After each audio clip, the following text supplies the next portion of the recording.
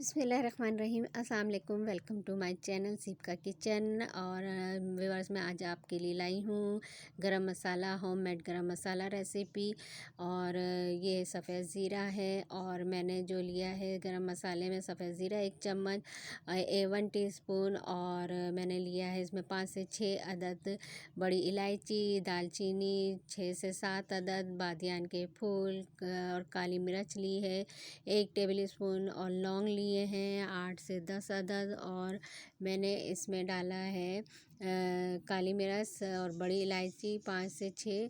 और मैंने जायफल का टुकड़ा डाला है। और इसमें जावित्री जो होती है कोरमे वगैरह में डालते हैं, वो भी मैंने इसमें एक पूरी जो छालिया सी होती है वो मसाले की, वो मैंने इसमें डाला है।